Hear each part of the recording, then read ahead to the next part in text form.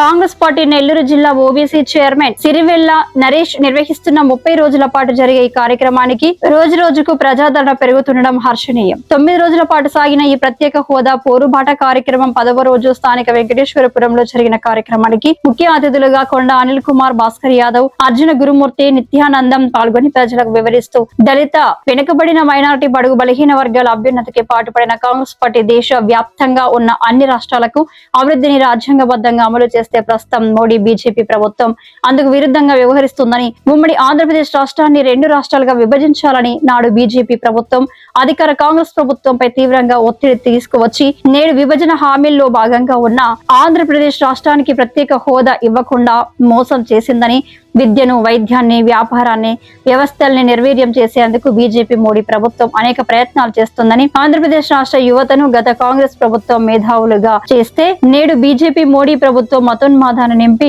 మూర్ఖులుగా మార్చిందని మండిపడ్డారు. ఈ కార్యక్రమంలో నరసాపురం ప్రసాద్, సయ్యద్ అష్రఫ్, మీరా, మొహిద్దీన్, మస్తాన్ జాన్, ముబారక్, కాదర్ భాష తదితరులు పాల్గొన్నారు. ఇక్కడ మనకు చెప్తున్నారు వాళ్ళ పేర్లు చెప్తున్నా నేర్చుకుంటే అర్థమవుతుంది. ఒక మినిస్టర్, ఒక ఎమ్మెల్సీ, వాళ్ళు కాలేజీలో వాళ్ళంటే చాలా గౌరవం ఉంది. ఎందుకంటే ఎంతో మంది విద్యార్థులు చదువు నేర్పించారు వాళ్ళు. కానీ వాళ్ళ కాలేజీలో చదువుకున్నటువంటి విద్యార్థులు ఉద్యోగాలు లేక రోడ్లెక్కి వాళ్ళు తిరుగుతూ ఉంటే, ఉద్యోగాలు లేక ఇదే రాష్ట్రంలో తిరుగుతూ ఉంటే చూసి కూడా వాళ్ళు చెల్లించకుండా ప్రత్యేక హోదా కోసం పోరాటం చేయడం లేదంటే వాళ్ళు విద్యార్థుల పైన ఫీజులు తండుకుంటున్నారా, లేక నా రాష్ట్రంలో ఉన్నటువంటి విద్యార్థుల్ని నేను చదివించి ఉద్యోగాలు తెప్పిస్తానని చెప్పని కాలేజీలు కడుతున్నానని చెప్పి అడుగుతున్నా. ఈ రోజు ఒక మీకు బిడ్డలు చదువుతున్నా నాకు తెలీదు. మీ బిడ్డలు చదవాలి అంటే ఒక చిన్న స్కూల్లో చేర్పిస్తే 20,000 రూపాయలు కట్టాలి. ఏమగా అవునా కదా? 20,000 కట్టే చేర్చుకుంటున్నారా? నారాయణ సార్ రాజకీయాలకు వచ్చారు కదా, మినిస్టర్ గా ఉన్నారు. అదే స్కూల్లో ఒక పేదవాళ్ళు పోయి నా బిడ్డను చదివించమని చెప్పంటే చదివిస్తాడా? చదివించాడు. బిఆర్ స్కూల్ అంటే అంటున్నారు. బిఆర్ స్కూల్ ఎంత గవర్నమెంట్ స్కూల్, అది ఎప్పటి నుంచో ఉంది. దాన్ని మూత వేసేసి ఈ రోజు పేదవాళ్ళకు స్కూల్ కట్టారు. ఏది తల్లిదండ్రులు లేని వాళ్ళకంతా. బిఆర్సీ స్కూల్ ఎంతో మందిని ఉన్నతులకి చదివించింది. బిఆర్ స్కూల్, బిఆర్ కాలేజ్, ఆ స్కూల్ అన్ని కాలేజీని పూర్తిగా నిర్వీర్యం చేసేశారు. ఎందుకోసం అంటే ఈ యొక్క వాళ్ళ కాన్వెంట్ స్కూల్స్ ఫీజులు తండుకునేదానికి, అవునా కదా? నేను ఒకటి అడుగుతున్నా, రేపు మన పోదాం ఒక స్కూల్ కాడికి, నారాయణ సార్ స్కూల్ వాడికి పోదాం. నా బిడ్డయ్యా, నా దగ్గర ఫీజు డబ్బులు లేవు, నా బిడ్డ చదువుకుంటారు, మీ స్కూల్లో మా బిడ్డ ఫీజు లేకుండా చదువు చెప్పించండి అంటే చదువు చెప్పించరు. లాస్ట్ ఎగ్జామ్ ముందు కూడా వాళ్ళ స్కూల్ నుంచి ఫోన్ చేసి ఈ బిడ్డ ఎల్కేజీ చదువుతున్నాడు, ఆయన ఎగ్జామ్ రాయాలంటే ఫీజు కట్టాలి. ఎల్కేజీ చదివే బిడ్డ ఎగ్జామ్ రాయాలంటే ముందు ఫీజు కట్టాలా? అదే గవర్నమెంట్ స్కూల్స్ ఉంటే ఫీజు కట్టాం. గవర్నమెంట్ స్కూల్స్ ఉన్నాయి. గవర్నమెంట్ స్కూల్స్ లేవు. ఎందుకంటే మోడీ గారు ఎప్పుడైతే దేశంలో వచ్చాడో ఆ నాటి నుంచి ప్రతి రాష్ట్రంలో స్కూల్స్ మొత్తం కొట్టేసాడు.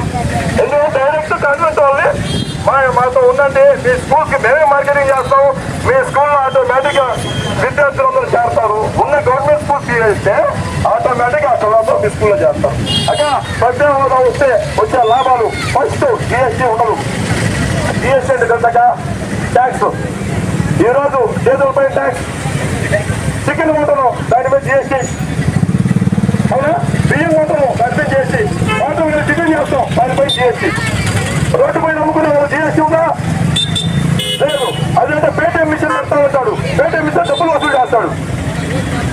ఇంతకుముందు కాంగ్రెస్ పార్టీ గవర్నమెంట్ ఉన్నప్పుడు మన అకౌంట్ లో 500 రూపాయలు డబ్బులు వేసుకుంటే ఒక సంవత్సరం తర్వాత చూసుకుంటే వడ్డీ వేసి మనకి డబ్బులు ఇచ్చేవాళ్ళు. ఏమైనా గుర్తుందండి అందుకే? అవునా కదా? 500 వేసుకుంటే అకౌంట్ లో వడ్డీ వేసి ఒక 100 రూపాయలు 200 ఎక్స్ట్రా వేసి ఇచ్చేవాళ్ళు. ఇప్పుడు అదే 500 అకౌంట్ లో పెడితే మెసేజ్ వచ్చిందని చెప్పి ఒకదానికి, నీకు ఫోన్ పే ఉందని చెప్పి ఒకదానికి, గూగుల్ పే ఉందని చెప్పి ఒకదానికి డబ్బులు కట్ చేసి మనమే తిరిగి చెల్లించాల్సిన పరిస్థితి. అకౌంట్ లో పెట్టండి భయం వేస్తుంది. ఈరోజు డబ్బులు అకౌంట్ లో డబ్బులు భయం వేస్తుంది. బ్యాంకుల్లో భద్రత లేదు. మన రాష్ట్రం బాగుండాలి అంటాక మీరందరూ ఎందుకు చెప్తారు? ఆడవాళ్ళకి ముఖ్యంగా చెప్తారు. మీరు అంగన్వాడీ పోతారు, నలుగురు కలిసి మాట్లాడుతూ ఉంటారు. వచ్చేటప్పుడు మీరు అడుగుతారు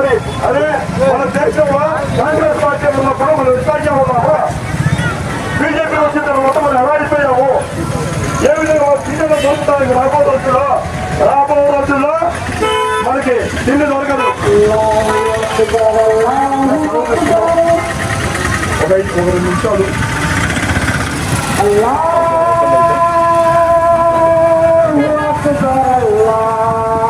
బియ్యం 60 రూపాయలు పెట్టుకుంటా ఉన్నాం. ఒక గతంలో నేను చదువుకునేటప్పుడు కాంగ్రెస్ పార్టీ అధికారంలో ఉన్నప్పుడు 350 రూపాయలు గ్యాస్ అని లాస్ట్ నేను మాటది 350 రూపాయలు గ్యాస్ అక్క. ఈ రోజు అదే గ్యాస్ 1200 రూపాయలు. అది కూడా నెల ముందు బుక్ చేయాలా, నెల తర్వాత వస్తుంది. ఈ లోపు ఏదన్నా ఉంటే ఖర్చుపై పెట్టుకోవాలి. మన దేశాన్ని ఎంతో మంది నాయకులు అభివృద్ధి చేసి కట్టెలపై నుంచి గ్యాస్ స్టవ్ తీసుకొని వస్తే ఈ రోజు కేంద్రంలో మోడీ గారు ఈ రోజు మన దేశాన్ని అభివృద్ధి పదవులు నడిపిస్తున్నా అని చెప్పని అదే గ్యాస్ స్టవ్ నుంచి కట్టెలపై తీసుకొచ్చాడు. ఇది అభివృద్ధి అంటే ఏమగా అవునా కదా? ఇలా గ్యాస్ పైకి వస్తుందా? అదే పక్క రాష్ట్రం తెలంగాణలో 3 సిలిండర్లు ఉచితంగా ఇస్తా ఉన్నారు. కర్ణాటకలో 3 సిలిండర్లు ఉచితంగా ఇస్తా ఉన్నారు. ఎలా ఇస్తున్నారు? అదే గ్యాస్ పదవుతా, అదే గ్యాస్ ఏమైనా వస్తుందా? కాంగ్రెస్ పార్టీ ఒక మాట ఇస్తే ఆ మాట నిలబడుతుంది.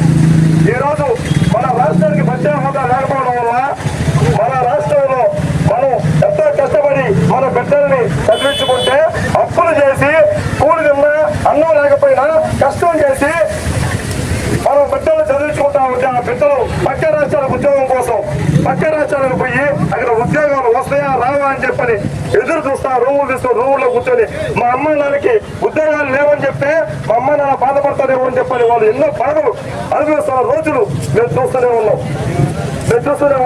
అందుకే నేను ఆ కడుపు మంటతోనే నేను వచ్చే రోడ్డు పైకి ఈ రోజు 13వ తారీఖు మొదలు పెట్టడానికి అయ్యప్ప గుడి దగ్గర మొదలుపెట్టా. అయ్యప్ప గుడి దగ్గర నుంచి ఈ రోజు వెంకటేశ్వరం వరకు వచ్చా.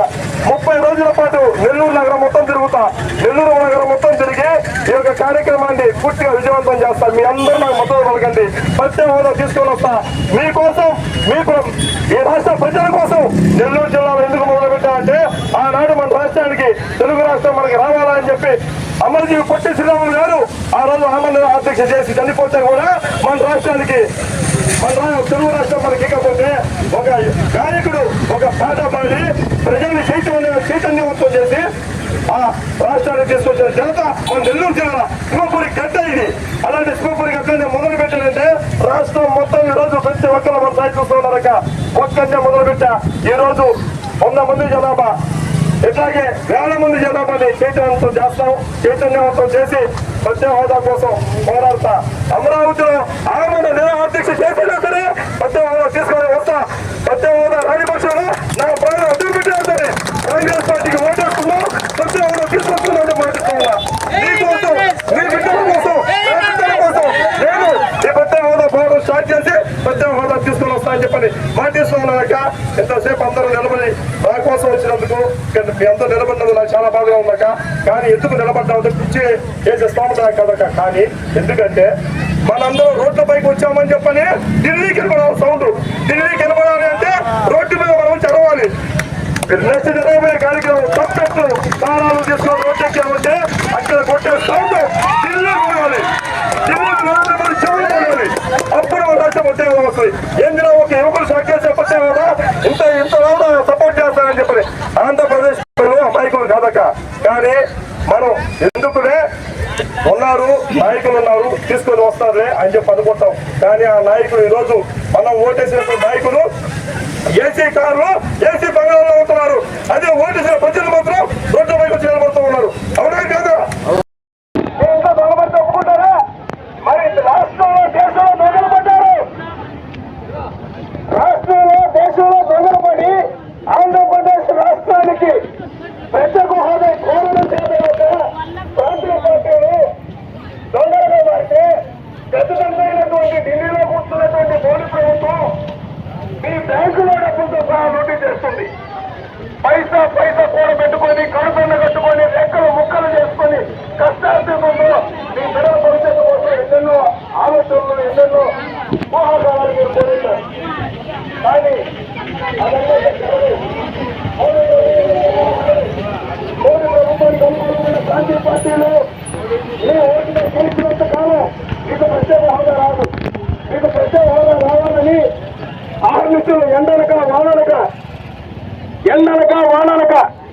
ఆకలనక తప్పులనక నా తమ్ముడు సిరివెల్ల నరేష్, నా సోదరుడు కాంగ్రెస్ పార్టీలో సీనియర్ నాయకుడిగా ఉంటూ కష్టపడి నరేష్ పైకి నరేష్ కష్టపడి ఎంతో శ్రమ ఎంతో ఖర్చు చేసుకొని ఈ రోజు నా కోసం కాదు, నా కుటుంబం కోసం కాదు, నా బిడ్డల కోసం కాదు, నా ప్రాంతం కోసం కాదు, యావత్ ఆంధ్రప్రదేశ్ రాష్ట్రం మొత్తం, యావత్ ఆంధ్రప్రదేశ్ రాష్ట్రంలో ప్రతి యువకుడు ప్రతి ఒక్కరూ బాగుండాలంటే ప్రత్యేక హోదా రావాలి.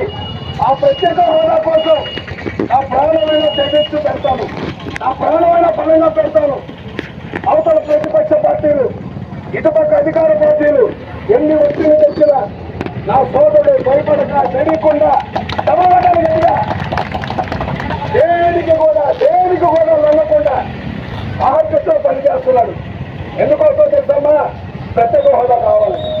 ప్రత్యేక హోదా ఉంటే మీరు రోడ్ల మీద రావాల్సిన అవసరం ఉండదు, గవర్నమెంటే మీ దగ్గరికి వస్తుంది.